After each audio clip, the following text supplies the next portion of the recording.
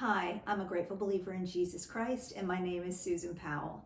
I am also a leader in the Celebrate Recovery program, and today I have the honor of reading with you in Luke chapter 20. The authority of Jesus challenged. One day, as he was teaching the people in the temple and proclaiming the good news, the chief priests and the scribes with the elders came and said to him, "Tell us by what authority you are doing these things. Who is it that gave you this authority?" He answered them, "I will also ask you a question. Tell me, was the baptism of John from heaven or of human origin?" They discussed it amongst themselves. If we say heaven, he will say, "Why didn't you believe him?" But if we say of human origin, all the people will stone us because they are convinced that John was a prophet. So they answered that they did not know its origin. And Jesus said to them, "Neither will I tell you by what authority I do these things." The parable of the vineyard owner. Now he began to tell the people this parable. A man planted a vineyard, leased it to tenant farmers, and went away for a long time. At harvest time, he sent a servant to the farmers so that they might give him some of the fruit of the vineyard. But the farmers beat him and sent him away empty-handed. He sent yet another servant, but they beat that one too, treated him shamefully, and sent him away empty-handed. And he sent yet a third, but they wounded this one too and threw him out. Then the owner of the vineyard said, "What should I do? I will send my beloved son. Perhaps they will respect him." But when the tenant farmers saw him, they discussed it amongst themselves and said, "This is the heir. Let us kill him so that the inheritance will be ours." So they threw him out of the vineyard and killed him. What then will the owner of the vineyard do to them? He will come and kill those farmers and give the vineyard to others. But when they heard this, they said, "That must never happen." But he looked at them and said, "Then what is the meaning of this scripture? The stone that the builders rejected has become the cornerstone. Everyone who falls on that stone will be broken to pieces, but on whomever it falls, it will shatter him." Then the scribes and the chief priests looked for a way to get their hands on him that very hour, because they knew he had told this parable against them, but they feared the people. God and Caesar.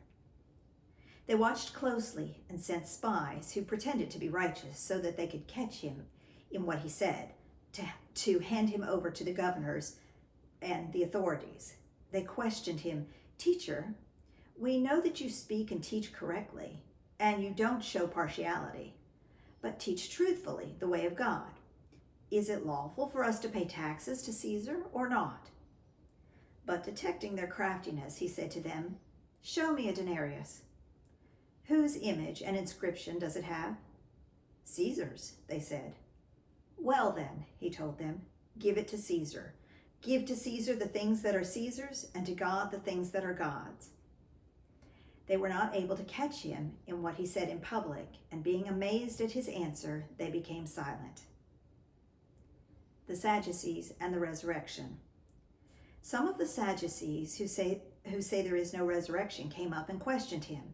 "Teacher, Moses wrote for us that if a man's brother has a wife and dies childless, his brother should take the wife and produce offspring for his brother. Now there were 7 brothers. The first took a wife and died without children. Also the second and the third took her in the same way. All 7 died and left no children. Finally, the woman died too.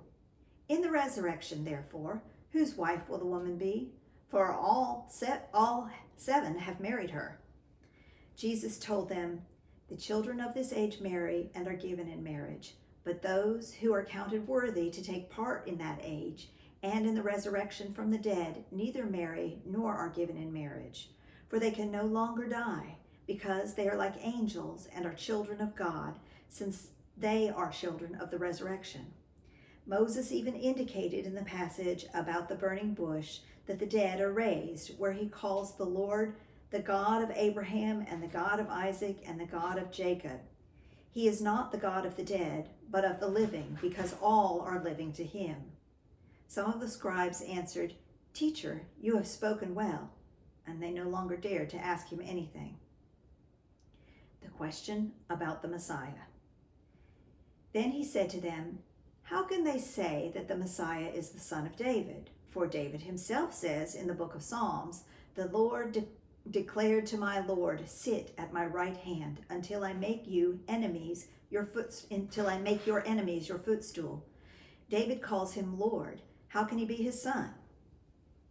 Warning against the scribes. While all the people were listening, he said to his disciples, "Beware of the scribes who want to go around in long robes and who love greetings in the marketplace, the best seats in the synagogues, and the places of honor at banquets. They devour widows' houses and say long prayers just for show. These will receive harsher judgment."